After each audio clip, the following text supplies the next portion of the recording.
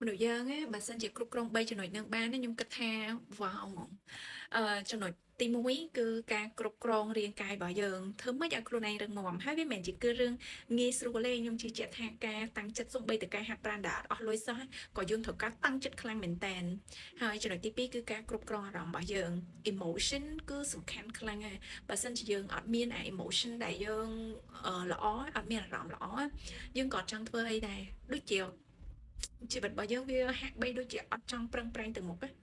ហើយនឹងចំណុចទី3គឺតកតងនឹងនេះខួរក្បាលយើងនេះការគិតយើងនេះគិតល្អកាត់អីមកនិយាយអីទៅល្អសកម្មភាពយើងទៅល្អ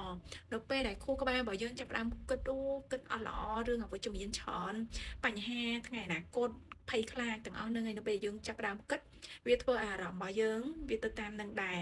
ធ្វើឲ្យកាយវិការរាងកាយរបស់យើងវាទៅតាមនឹងដែរធ្វើឲ្យការបដោតហ្នឹងគឺទៅជាអវិជ្ជមានហ្មងអញ្ចឹងបើសិនយើងគ្រប់គ្រង3នឹងបានយើងចាប់ផ្ដើមមកខាងក្រៅអានេះខាងក្រៅគ្រប់គ្រងទៅខ្លួនឯងណាចាប់ផ្ដើមពីការគ្រប់គ្រងរាងកាយរបស់យើងគ្រប់គ្រងផ្លូវចិត្តរបស់យើងគ្រប់គ្រងខួរក្បាលការគិតរបស់យើងហើយនៅខាងក្រៅគឺយើងត្រូវចាប់ផ្ដើមជាមួយនឹងការគ្រប់គ្រងហិរញ្ញវត្ថុគ្រប់គ្រងការងាររបស់យើងមានទូនាទីមានកាតព្វកិច្ចមានទំនួលខុសត្រូវជាច្រើនដែលយើងត្រូវការដែលយើងត្រូវធ្វើជារៀងរាល់ថ្ងៃហ្នឹងអញ្ចឹងយើងចាប់ផ្ដើមតែ3នឹងឲ្យបានល្អអាខាងក្រៅហ្នឹងវាជាអ្វីមួយដែលវាអាចកាត់ឡើងបន្ថែមទៀតទេបងប្អូនទាំងអស់គ្នាគិតដូចខ្ញុំអត់បើសិនយើងគ្រប់គ្រង3នឹងបានមិនដឹងល្អយ៉ាងណាប៉ុន្តែអីដែលពិបាកយើងគ្រប់គ្រងជាងគេ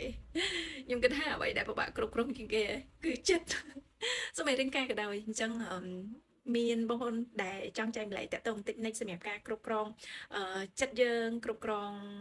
ការគិតរបស់យើងហើយនឹងគ្រប់គ្រងរាងកាយរបស់យើងជួយចែកម្លែកនៅក្នុង comment ផងអរគុណបងប្អូនទាំងអស់គ្នាក្នុងរបស់យើងបានចុះស្តុកវិញហើយសម្រាប់បងប្អូនដែលមានតម្រូវការអាចតាក់ទងមកបានដឹកជញ្ជូនបានដោយឥតគិតថ្លៃគ្រប់រាជធានីខេត្តក្រុងតែម្ដង Brand B គឺជាទឹកឃ្មុំដែលមានគុណភាពខ្ពស់មានអនាម័យល្អវេចខ្ចប់បានត្រឹមត្រូវដើម្បីថែទាំសុខភាពរបស់យើងឲ្យបានល្អបងប្អូនអាចទទួលទានមួយស្លាបព្រាបាយជារៀងរាល់ថ្ងៃ